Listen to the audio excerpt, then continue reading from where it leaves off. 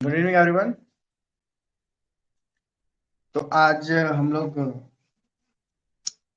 Module 1 से 4 तक जो भी देखे थे, ठीक है। तो मॉड्यूल 1 और मॉड्यूल 2, ठीक है, इसका हम लोग करेंगे इंपॉर्टेंट क्वेश्चन आज। मॉड्यूल 3 जो है, जिसमें फॉर्मूला है तुम्हारा मीन मीडियन मोड, ठीक है, ये हम दे चुके हैं तुम लोग को। और मॉड्यूल 4 जो पाइथन है, उसका इंपॉर्टेंट क्वेश्चन सर ग्रुप में डाल दिए होंगे, ठीक है। ग्रुप बोलता है तुम्हारा ऐप के में जाके देखना 10 इंपॉर्टेंट प्रोग्राम, ठीक है। और बाकी अगर थ्योरी इसका पढ़ना है तो जीएफजी बताया था ना, जीएफजी जाकर के जीएफजी पाइथन वहां से थ्योरी कर लेना, बाकी थ्योरी हम बता चुके हैं। तो मॉड्यूल 4 और मॉड्यूल 3 ये तुम्हारा टोटल गिवन है। 2 और 1 का इंपॉर्टेंट क्वेश्चन और क्वेश्चन एग्जाम में लिखना कैसे है वो हम लोग आज डिस्कस करेंगे, ठीक है। तो चलो देख लेते हैं क्या क्या इंपॉर्टेंट क्वेश्चन है और क्वेश्चन आंसर करना है कैसे है, ठीक है। तुम लोग नोट करना, नहीं तो हम ये भेज भी देंगे। एक सेकंड, चलो ठीक है। तो मॉड्यूल 3 करते हैं। इंपॉर्टेंट क्वेश्चन हम लिख देते हैं, तुम लोग नोट करना, वरना हम पीडीएफ भी प्रोवाइड करते हैं। तो सबसे पहला मॉड्यूल से क्वेश्चन है जो कि इंपॉर्टेंट है, वो है तुम्हारा डिफाइन। को म्यूट करना है।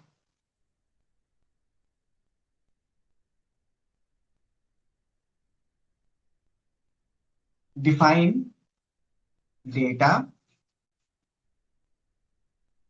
एंड इट्स क्लासिफिकेशन,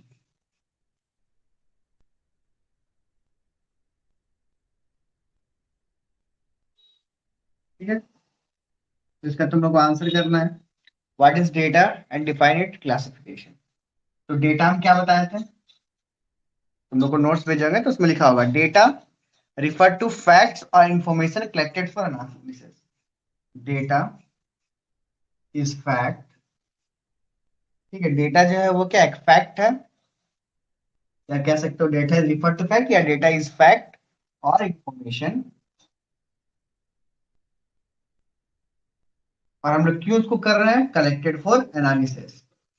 जो भी डेटा हम लोग मीन मीडियन मोड निकालेंगे, जो भी करना है, क्या करेंगे, एनालिसिस। तो ये हमारा व्हाट इज डेटा का डिफाइन आंसर है। एंड व्हाट इज क्लासिफिकेशन, तो क्लासिफिकेशन तुमको वहां गिवन रहेगा, ठीक है। तो दो तरीके के क्वालिफिकेशन हम पढ़ा है, एक क्या है क्वालिटेटिव और दूसरा बाबू क्वांटिटेटिव, ठीक है। तो तुम लोग कैसे लिखोगे आंसर, पहले डिफाइन डेटा, डेटा का डिफाइन डेफिनेशन करोगे, एग्जांपल दो दोगे। फॉर एग्जांपल कुछ भी डेटा लिख दोगे, यानी वेदर डेटा, ठीक है, टेम्परेचर डेटा, कुछ भी एग्जांपल दे दोगे। देन फिर क्वालिटेटिव को डिफाइन करोगे, उसका एग्जांपल दोगे। देन फिर क्वांटिटेटिव को डिफाइन करोगे और उसका एग्जांपल दोगे। तो ये तुम्हारे के कंप्लीट आंसर हो जाएगा, ठीक है।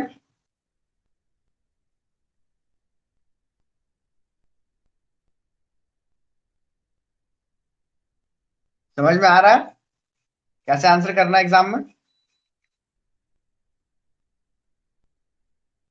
चलो अब देखते हैं नेक्स्ट क्वेश्चन, ठीक है, इसको रखते हैं।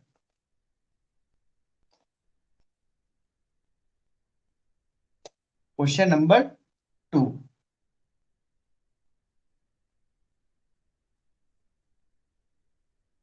टूल्स, ठीक है। नेक्स्ट क्वेश्चन है what are the tools for data collection. तो सबसे पहले क्या क्या उसमें ऑप्शन, उसमें तुम देखोगे मॉड्यूल में तो वहां गिवन है, ठीक है। सबसे पहले क्या है, क्वेश्चनरीज। हम किसी से क्वेश्चन या आंसर आस्क कर रहे हैं तो उसके बारे में, ठीक है, क्वेश्चनरीज सबसे पहला।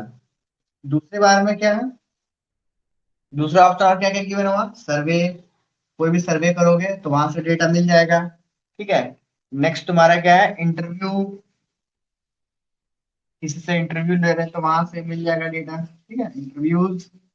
और एट द लास्ट हमारा क्या है, focus group, focus group discussion, ठीक है। ये क्या है तुम्हारा जीडी, यानी ग्रुप डिस्कशन। तो ये 4 वेज है हमारा डेटा कलेक्शन करने का।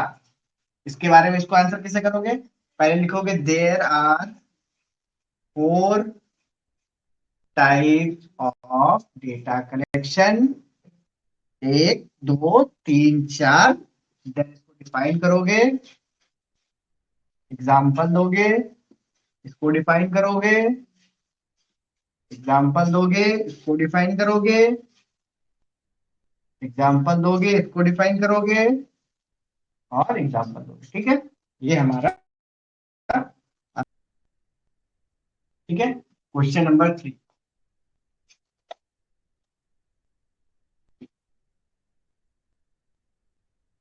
क्वेश्चन नंबर 3 क्या है? What is data cleaning? ठीक है, what is data cleaning and why we use and why we clean data. ये तो आंसर सॉल्व कैसे करोगे? आपका राइटिंग पता नहीं चला। हाँ, हम इसको भेज देंगे, तो कोई दिक्कत नहीं है, बस समझो, क्लियर तो दिख ही रहा होगा, हम भेज देंगे। What is data cleaning? ठीक है, नोट कर लो तुम लोग, what is data cleaning and why we clean data. ठीक है, ये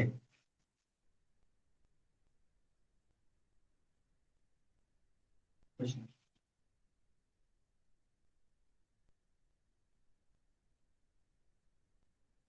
ठीक है बाबू, तो इसका सॉल्यूशन क्या लिखोगे? डेटा क्लीनिंग क्या है बाबू? बताए थे कि data cleaning is nothing, is the process, data cleaning is the process of identifying and correcting.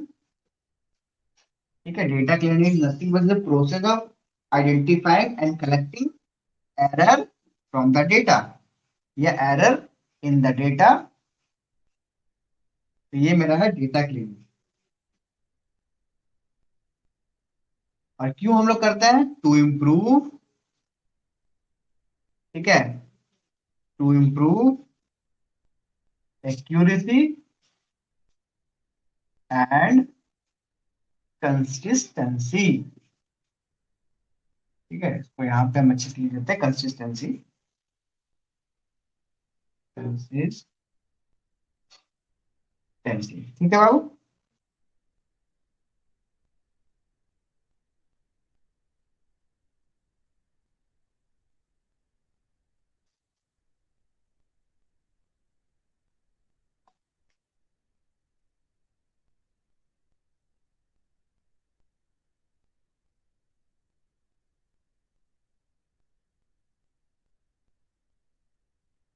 देखो, क्वेश्चन तुम्हारा रहेगा, आंसर को मिनिमम तुम क्या करोगे, डिफाइन डिफाइन करके पूरा 1.5 टू 2 पेज का कोशिश करना लिखने का। ठीक है, 1.5 टू 2 पेज का लिखोगे तो फुल मार्क्स मिलेगा।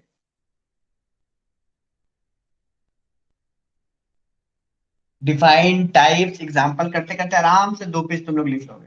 ठीक है, नेक्स्ट क्वेश्चन है कि व्हाई वी यूज या व्हाई वी क्लीन डेटा। सबसे पहला है ऑप्शन रिमूव, सबसे इंपॉर्टेंट है रिमूव डुप्लीकेट डेटा। ठीक है, हम लोग डुप्लीकेट डेटा से कोई काम नहीं करता है, तो डुप्लीकेसी हम लोग को हटाना पड़ेगा, सबसे इंपॉर्टेंट। उसके बाद फिक्स स्ट्रक्चरल एरर। ठीक है, स्ट्रक्चर, जो भी स्ट्रक्चर में दिक्कत है उसको फिक्स करते हैं। और क्या क्या कर सकते हो, जो कि या फिल नल वैल्यू। इसका क्या मतलब है? जो भी जगह एम्प्टी है, खाली है, उसको फिल करना। और at the last, improve quality analysis. ठीक है, improve क्वालिटी एनालिसिस। तो इसलिए लिए हम लोग डेटा को क्लीन करते हैं। ठीक है, तो यूनिट या मॉड्यूल 1 में ये 3-4 इंपॉर्टेंट क्वेश्चन जो है जो पूछ सकता है, और तुम लोग को इस तरीके से 1.5 to 2 पेज में आंसर करना है बाबू। ठीक है, तो फुल मार्क्स तुम लोग को मिलेगा। और मॉड्यूल 1 से नहीं तो 2 क्वेश्चन और 3-4 एमसीक्यू तो श्योर है। मॉड्यूल 1 से तुम लोग को 10 मार्क्स का क्वेश्चन श्योरिटी मिलेगा। ठीक है, इंपॉर्टेंट।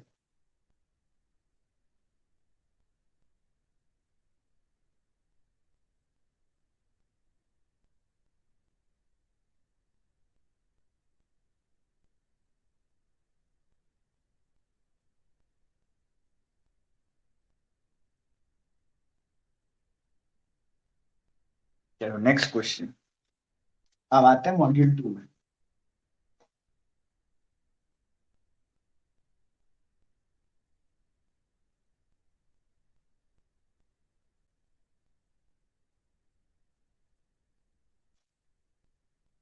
तो यूनिट 2 का सबसे पहला question,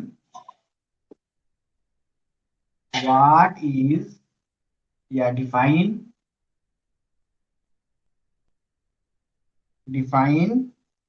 frequency table, define frequency table and relative frequency table. तो बता चुके थे, इसको भी सॉल्यूशन बताए थे कि फ्रीक्वेंसी टेबल क्या है, कितने बार ऑकरेंस है, एक वैल्यू कितने बार आया है। और रिलेटिव यानी एक के, मतलब अगर एक्स के लमसम में वाई निकालेंगे तो रिलेटिव आएगा इंटू 100, यानी परसेंटेज में कितना परसेंट। ठीक है, तो ये इसको बोलते हैं रिलेटिव। किसी एक रिलेटिव रिलेट को करके बाकी रिलेटिव में कितना है तो उसको बोलते हैं रिलेटिव फ्रीक्वेंसी। तो सबसे पहला आंसर क्या लिखोगे, defined frequency table. A frequency table shows how often each value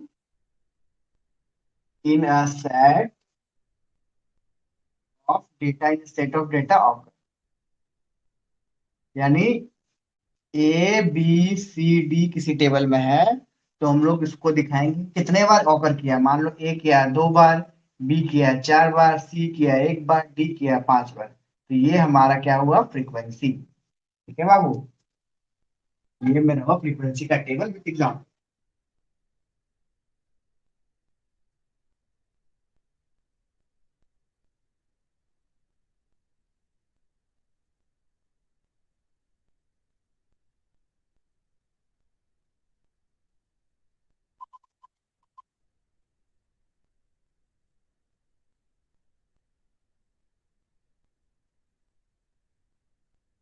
ठीक है, नेक्स्ट के बाद क्या है, रिलेटिव फ्रीक्वेंसी। तो रिलेटिव में क्या करेंगे बाबू, सिंपल परसेंटेज वाला लगा देंगे, आंसर सेम रहेगा। ए रिलेटिव फ्रीक्वेंसी शॉर्ट में नहीं होता। ठीक है, a relative frequency table, same answer होगा, show the n percentage of total count for each value. और क्या, ठीक है, रिलेटिव टेबल क्या करता है, बस तुमको शो करता है परसेंटेज ऑफ टोटल काउंट, बस ये इंपॉर्टेंट। ठीक है, परसेंटेज देता है टोटल टेबल का, एक एक वैल्यू का नहीं, पूरा टेबल का परसेंटेज वैल्यू देता है, तो उसको बोलते हैं रिलेटिव। बस इतना ही।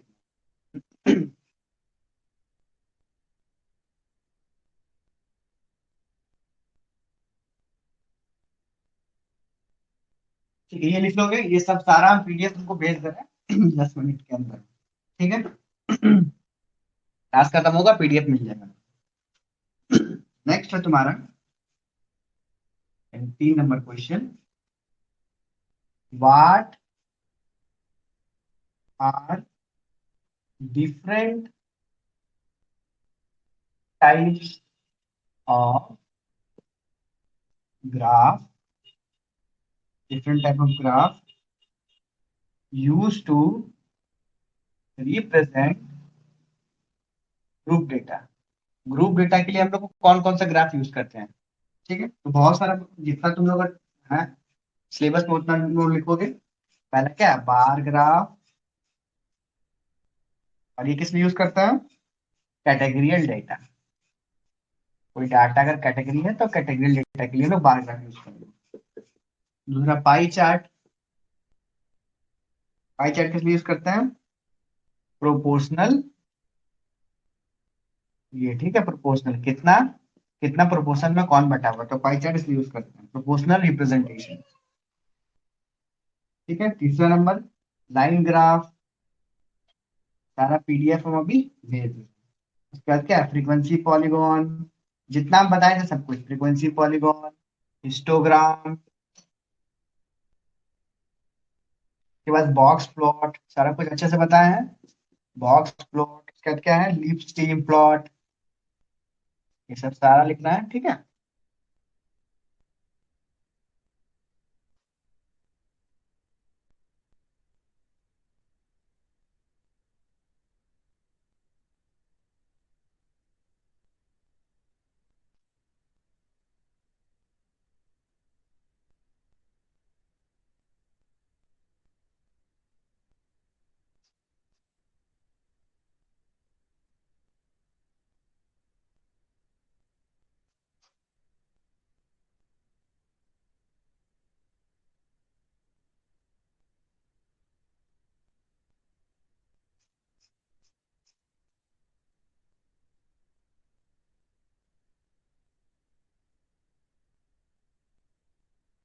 चलो, सबसे इंपॉर्टेंट क्वेश्चन जो है मॉड्यूल 2 में बाबू, वो तुम्हारा है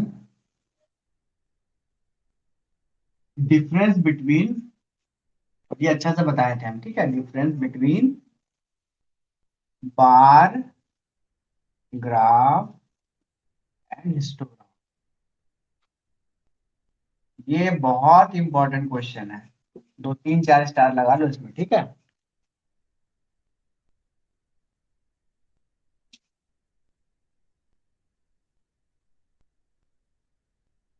ठीक है, चलो ये देख लेते हैं। तो इसमें सबसे पहला सॉल्यूशन क्या लिखोगे, बार ग्राफ क्या रहता है, 1 डायमेंशन रहता है, 1D। जबकि हिस्टोग्राम क्या रहता है, 2D। 2D डायमेंशन इधर भी इधर भी, ठीक है। उसके बाद इसमें कैसे निकालते हैं हम लोग, फ्रीक्वेंसी कैसे निकालते हैं, इसका फ्रीक्वेंसी निकलता है लेंथ ऑफ बार ग्राफ, यानी कितना लंबा बार है, उस हिसाब से इसका फ्रीक्वेंसी निकलता है। और हिस्टोग्राम कैसे निकालते हैं, एरिया ऑफ द बार। ठीक है, मान लो इतना मोटा है तो इसका एरिया निकालोगे तो उसका फ्रीक्वेंसी निकलेगा। ठीक है, चलो नेक्स्ट है तुम्हारा बाबू,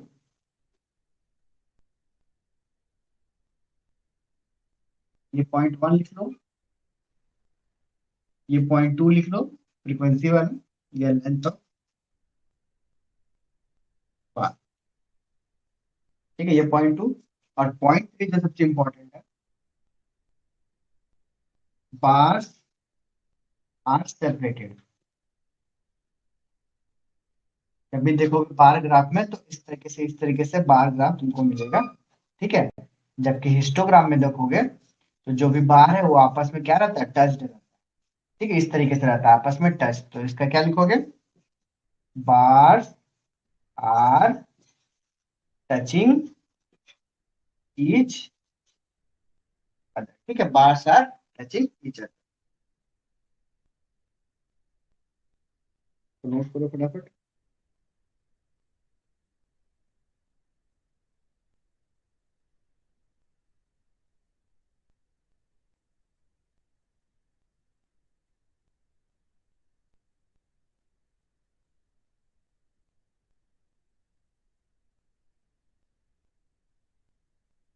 ठीक है, ये सब लिख लिए, बॉक्स प्लॉट ये सब हो गया। नेक्स्ट इंपॉर्टेंट क्वेश्चन जो है, और ये लास्ट क्वेश्चन है, बाकी तुम लोग को समझ, क्वेश्चन नंबर 5 6 जो भी है, ये तुम्हारा है, why use MS excel, Microsoft Excel, सब कुछ हम लोग एक्सेल में करते हैं, why we use Microsoft Excel for data visualisation. जो भी हम लोग बना रहे हैं, box plot, bar plot, scene plot, histogram, bar graph बना रहे हैं, वो माइक्रोसॉफ्ट एक्सेल में क्यों करते हैं? डेटा विजुअलाइजेशन का काम या तो हम लोग मैटप्लॉटलिब में करते हैं। ठीक है, ये तो हम लोग को आता है, मैटप्लॉटलिब में करते हैं, ये पाइथन का लाइब्रेरी है। बट अगर हम लोग को सिंपल करना है तो हम लोग माइक्रोसॉफ्ट एक्सेल में करते हैं। ठीक है, क्यों करते हैं? क्योंकि ये इजी है, इसमें कोई प्रोग्रामिंग का यूज नहीं होता। तो easy to create like bar, file, histogram, ये सब इजी रहता है बनाने के लिए, इसलिए हम लोग यूज करेंगे। दूसरा, सपोर्ट स्टैटिस्टिकल फंक्शन। जो भी स्टैटिक्स फंक्शन है वो इसमें सपोर्ट करता है, यानी मैक्स, मीन, एवरेज, ये सब निकालने के लिए हम लोग को एक्सेल सपोर्ट करता है। एक्सेल का फॉर्मूला होता है, इसलिए हम लोग एक्सेल यूज करते हैं। ठीक है। तीसरा है यूजर फ्रेंडली है।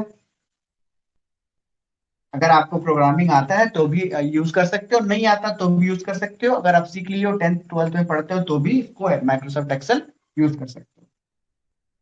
ठीक है। और लास्ट पॉइंट, टाइम सेविंग और एक्यूरेसी है, क्योंकि जल्दी फटाफट होता है काम, इसलिए टाइम सेविंग और एक्यूरेसी है।